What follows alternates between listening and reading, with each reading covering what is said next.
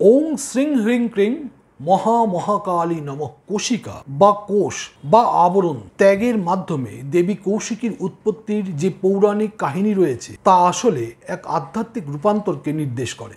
4. সূক্ষ্ম জগতের সঙ্গে সংযোগ। পুজোর পরে সেখান থেকে একটি লাল জবা নিয়ে আসুন। নমস্কার, আমি জ্যোতিষ দেবজ্ঞ ও মাতৃসাধক অমিত শ্রী। আজকে আলোচনা করব কৌশিকী অমাবস্যা। কৌশিকী অমাবস্যা কবে আসে, কোন সময় আমরা কৌশিকী অমাবস্যা পালন করি। এবছর 2025 সালে কৌশিকী অমাবস্যা কোন দিন পড়েছে, অমাবস্যা কখন শুরু হবে এবং অমাবস্যা কখন শেষ হবে, কৌশিকী অমাবস্যার বিশেষ গুরুত্ব কি, দেবী কৌশিকীর উৎপত্তি বা পৌরাণিক কাহিনীটি কি, এর সাথে আলোচনা করব কৌশিকী অমাবস্যার দিন পালন করার বিশেষ কয়েকটি শক্তিশালী টোটকা এবং বেশ কয়েকটি শক্তিশালী মন্ত্র। এই সব কিছু বলার আগে আপনাদের কাছে একটা বিশেষ অনুরোধ, এখনো পর্যন্ত আমার চ্যানেলটিকে যারা সাবস্ক্রাইব করেননি তারা অবশ্যই চ্যানেলটিকে সাবস্ক্রাইব করুন এবং পাশে থাকা বেল আইকনটি টিপেন। আর যারা ইতিমধ্যেই আমার চ্যানেলকে সাবস্ক্রাইব করে রেখেছেন তাদেরকে অসংখ্য ধন্যবাদ। আমাকে যারা ফেসবুকে দেখছেন অথবা ইনস্টাগ্রামে দেখছেন, আমার ইনস্টাগ্রাম এবং ফেসবুক পেজ লাইক করুন।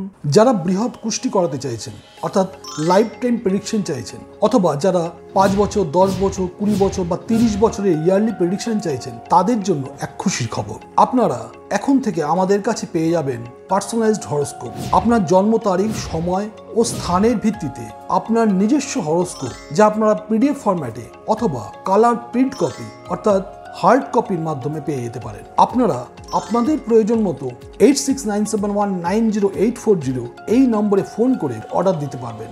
ভাদ্র মাসের অমাবস্যা তিথিতে কৌশিকী অমাবস্যা পালন করা হয়। রাশিচক্র অনুসারে রবি যখন সিংহ রাশিতে প্রবেশ করে তারপরে যে প্রথম অমাবস্যাটি আসে সেটিই হলো কৌশিকী অমাবস্যা। আগামী 5ই ভাদ্র 1432 শুক্রবার, ইংরেজির 22শে আগস্ট 2025 অমাবস্যা শুরু হবে সকাল 11:54 এবং এই অমাবস্যা শেষ হবে পরের দিন অর্থাৎ 6ই ভাদ্র 1432 শনিবার, ইংরেজির 23শে আগস্ট 2025 সকাল 11:22। অর্থাৎ আমরা অমাবস্যার নিশি পালন করব বা আমরা কৌশিকী অমাবস্যা পালন করব 5ই ভাদ্র 1432 শুক্রবার, ইংরেজির 22শে আগস্ট 2025।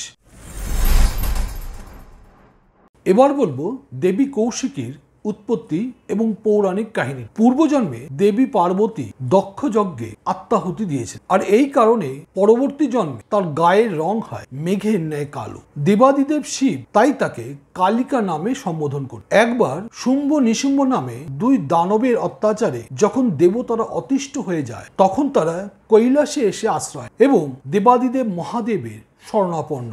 শিব দেবতাদের সামনে পার্বতীকে কালিকা নামে সম্বোধন করে বলেন এই শুম্ভ নিশুম্ভ নামক 2 দানবের হাত থেকে দেবতাদের উদ্ধার করতে। এতে মাতা পার্বতী অপমানিত ও ক্রুদ্ধ হয়ে মানস সরোবরের কাছে গভীর তপস্যায় লীন এবং তপস্যার শেষে মানস সরোবরের শীতল জলে স্নান করে তার গায়ের সমস্ত কৌশিক বা কালিকা পরিত্যাগ করে। তার পরিত্যক্ত সেই কালো কৌশিকা বা অংশগুলি থেকে এক অপূর্ব কৃষ্ণবর্ণের দেবীর উৎপত্তি হয়, যিনি মা কৌশিকী রূপে পরিচিতি লাভ করেন। এই তিথিতে অর্থাৎ কৌশিকী অমাবস্যার এই পূর্ণ তিথিতেই দেবী কৌশিকীর উৎপত্তি হয় এবং তিনি পরবর্তীকালে সিংহ নিশুম্ভ নামক 2 অসুরকে বধ করেন। শ্রী শ্রী চণ্ডীতে উল্লেখ আছে সিংহ এবং নিশুম্ভ এই 2 দানব ব্রহ্মার বরে অপরাজেয় হয়েছিল। শর্ত ছিল কোনো পুরুষ বা নারী তাকে বধ করতে পারবে না। কেবল কোনো অজনীসম্ভূতা নারী অর্থাৎ যিনি মাতৃগর্ভ থেকে জন্ম নেননি এমন কোনো নারী শুধুমাত্র তাদের বধ করতে পারবে। দেবী কৌশিকী ছিলেন একমাত্র অজনীসম্ভূত নারী, যিনি পার্বতীর কোশিকা থেকে উৎপন্ন হয়েছিলেন। তাই একমাত্র দেবী কৌশিকী শুম্ভ নিশুম্ভকে বধ করতে পেরেছিলেন। এবার বলবো কৌশিকী অমাবস্যার বিশেষ গুরুত্ব। 1. শক্তির চরম বহিঃপ্রকাশ। এই অমাবস্যা তিথিতে তন্ত্র সাধনার জন্য বছরের অন্যতম শ্রেষ্ঠ সময় বলে মনে করা হয়। বিশ্বাস করা হয় এই রাতে মহাবিশ্বে এমন এক বিশেষ শক্তি প্রবাহিত হয় যা মানুষের বা সাধকের কুরুকুণ্ডলী শক্তির জাগরণ ও আধ্যাত্মিক বিকাশে সহায়ক হতে পারে। এই দিন শুধু মা কৌশিকী নয় বা শুধু মা তারা নয়, দশম মহাবিদ্যার যে কোনো দেবদেবীর পূজা অর্চনা করলে অত্যন্ত শুভ ফল লাভ করা সম্ভব হয়। 2. আত্মশুদ্ধি ও রূপান্তর। দেবী কৌশিকীর উৎপত্তির এই পৌরাণিক কাহিনী পার্বতীর দেহ থেকে কোশিকা বা কোষ বা আবরণ ত্যাগের মাধ্যমে দেবী কৌশিকীর উৎপত্তির যে পৌরাণিক কাহিনী রয়েছে তা আসলে এক আধ্যাত্মিক রূপান্তরকে নির্দেশ করে। এটি সাধকের নিজের ভেতরের অজ্ঞানতা, অন্ধকার, অশুভ সংস্কার, যার একটা কোষ বা আবরণের মতো ত্যাগ করে আত্মজ্ঞান ও শুদ্ধতার আলোয় উদ্ভাসিত হওয়ার প্রতীক। এই রাতে সাধনা করলে সে আত্মশুদ্ধির প্রক্রিয়া ত্বরান্বিত হয়। 3. পূর্বজন্মের কর্মফল ও বাধামুক্ত। অনেকে বিশ্বাস করেন কৌশিকী অমাবস্যার রাতে নিষ্ঠা ভরে পুজো অর্চনা করলে পূর্বজন্মে সঞ্চিত অশুভ কর্মফল বা পাপ সম্পূর্ণরূপে দূর করতে এবং জীবনের বিভিন্ন বাধা বিপত্তি দূর করতে অত্যন্ত সহায়ক।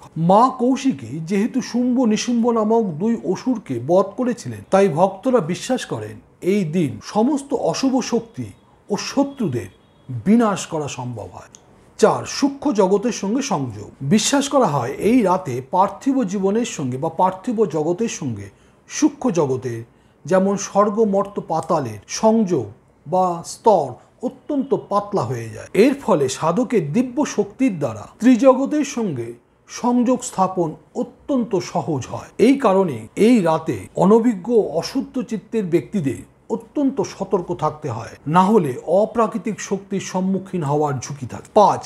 মনোবাসনা পূরণের তিথি। এই দিন অত্যন্ত শুভ, তাই বিশ্বাস করা হয় এই দিনের সামান্যতম পূজা অর্চনা বা সাধনাও অত্যাধিক বেশি ফল প্রদান করতে। তাই শুদ্ধ ও সাত্ত্বিক মনে মা কৌশিকীর কাছে যে কোনো মনোবাসনা করলে তা সম্পূর্ণরূপে পূরণ হয়। 6. তারাপীঠের বিশেষত্ব। কৌশিকী অমাবস্যার রাতে তারাপীঠ মহাশ্মশানের গুরুত্ব অত্যন্ত বৃদ্ধি পায়। কথিত আছে বৈশিষ্ট্যদেব এই দিন সাধনায় মা তারার দর্শন পেয়েছে। আবার এই তিথিতেই এই স্থানে মা তারা বামা খেপাকেও তার দর্শন দিয়েছে। তাই এই পীঠস্থানে অর্থাৎ তারাপীঠে কৌশিকী অমাবস্যার গুরুত্ব অপরিসীম। এবার কৌশিকী অমাবস্যার একটি টোটকা বলব। কৌশিকী অমাবস্যার রাতে সম্পূর্ণ নিষ্ঠা ভরে পুজো অর্চনা করুন। যারা বাড়িতে পুজো অর্চনা করছেন না, তারা কোনো মন্দিরে অথবা যারা তারাপীঠে যাচ্ছেন, তারাপীঠে অবশ্যই পুজো অর্চনা করুন। কৌশিকী অমাবস্যার রাতে মা তারা অথবা মা কালী অথবা দশমহাবিদ্যার যে কোনো দেবদেবীর পুজো অর্চনা করুন। পুজোর পরে সেখান থেকে একটি লাল জবা নিয়ে আসুন। একটি লাল শালুতে সেই লাল জবা, 1 টাকার কয়েন এবং সদ্য মাঠ থেকে কেটে আনা 1 ছড়া ধান নিয়ে একটি পুটলি তৈরি করুন এবং এই পুটলিটি বাড়িতে অথবা ব্যবসার সদর দরজার সামনে রেখে দিন। যদি প্রয়োজন মনে করেন তাহলে বাড়িতে আলমারিতে যেখানে টাকা রাখেন সেখানে অথবা ব্যবসার স্থানে ক্যাশ বাক্সেও রাখতে পারেন। এর ফলে ঘরে প্রভূত আর্থিক উন্নতির যোগ সৃষ্টি হবে এবং ব্যবসায়ও উন্নতি হবে এবং নতুন নতুন ক্রেতার সমাগম হবে। ব্যবসায় মান এবং যশ 2 বৃদ্ধি পাবে। যারা তারাপীঠে থাকেন অথবা যারা এই কৌশিকী অমাবস্যার দিন তারাপীঠে যাবেন, অবশ্যই মায়ের পুজো দেবেন এবং পুজোর পর সেখান থেকে মায়ের গলার মালা নিয়ে আসবে। আর যদি সম্ভব হয় তাহলে হাড়ি কাঠ বা বলি কাঠের মাটি, অর্থাৎ যেখানে পোতা রয়েছে বলি কাঠটি, সেই মাটি নিয়ে আসবে। মায়ের গলার মালার ফুল এবং সেই মাটি একটি কবজে ভরে আপনারা ধারণ করতে পারেন। এতে সব রকমের বাধা দূর হয়, রোগ জ্বালা সম্পূর্ণভাবে দূর হয়। যে সকল বাচ্চার প্রায় নজর লাগে তাদের জন্য এই কবচটি অত্যন্ত শুভ মনে করা হয়। যারা বহুদিন ধরে আর্থিক উন্নতি করতে পারছেন বা যাদের বহুদিন ধরে কোনো কাজ আটকে রয়েছে, তারা এই কবচটি ব্যবহার করে দেখুন, অত্যন্ত শুভ ফল লাভ করবে। এবার একটি মন্ত্র বলবো। এই মন্ত্রটি এই বিশেষ দিনে যদি 1008 বার জপ করেন তাহলে সমস্ত রকমের অশুভ শক্তিকে আপনারা দূরে ঠেলে দিতে পারবেন। শারীরিক দিক থেকে অত্যন্ত সুস্থ থাকবেন এবং শত্রু মুক্ত হতে পারবেন। মন্ত্রটি হলো ঐং ক্রিং শ্রিং মহাকালী চামুন্ডা ওই রক্ষ রক্ষ স্বাহা। এই মন্ত্রটি অত্যন্ত শক্তিশালী। এই মন্ত্রটি জপ করার আগে যারা দীক্ষিত তারা অবশ্যই গুরু মন্ত্র জপ করে নেন, তাহলে এর শক্তি অত্যন্ত বৃদ্ধি পাবে। দ্বিতীয় যে মন্ত্রটি বলবো, এই মন্ত্রটি জপ করলে জীবনে অবসাদ আসে না। যারা বহুদিন ধরে অবসাদে ভুগছেন তারা অবশ্যই এই মন্ত্রটি জপ করে দেখতে পারে, শুভ ফল পাবে। বিশ্বাস করা হয় এই মন্ত্রটি যারা জপ করেন মহাকালী স্বয়ং তাদের হাত ধরে তাদের বিজয়ী করে তোলে। মন্ত্রটি হলো ওং শ্রিং হ্রিং ক্রিং মহাকালী নমঃ। এর পরে যে মন্ত্রটি বলবো, এই মন্ত্রটি এই বিশেষ দিনে 1008 বার জপ করলে, কমপক্ষে 1008 বার জপ করলে সমস্ত রকমের শত্রু থেকে নিস্তার পাওয়া যায়। যারা পরিবারে অথবা সমাজে অথবা কর্মক্ষেত্রে বিভিন্ন রকম বদনামের শিকার হচ্ছেন তারাও এই মন্ত্রটি জপ করতে পারে। এই মন্ত্রটি অত্যন্ত শক্তিশালী। ওং নম চক্রেশ্বরী দেবী চক্রধারিণী চক্র নানু কলশব্দ শত্রু উন্মূল্য সাহা। এবার যে মন্ত্রটি বলবো এটি অর্থের জন্য অত্যন্ত শুভ মন্ত্র। হঠাৎ করে অর্থের প্রয়োজন হলে মা তারা শরণাপন্ন হতে হয়, কারণ মা তারা হলেন বৃহস্পতির দেবতা। তাই তারা মায়ের এই বীজ মন্ত্র যদি আপনারা জপ করেন এই বিশেষ দিনে, তাহলে এর ফল অত্যন্ত বৃদ্ধি পায়। মন্ত্রটি হলো ওং রিং শ্রিং হুম ফট স্বাহা। এই ছিল আজকের ভিডিও। যদি ভিডিওটি ভালো লাগে তাহলে অবশ্যই বন্ধু বান্ধব আত্মীয় স্বজন সকলের সঙ্গে শেয়ার করুন। কমেন্টসে অবশ্যই জয় মা তারা। ভালো থাকবেন, সুস্থ থাকবেন। আবার দেখা হবে পরবর্তী ভিডিওতে। নমস্কার।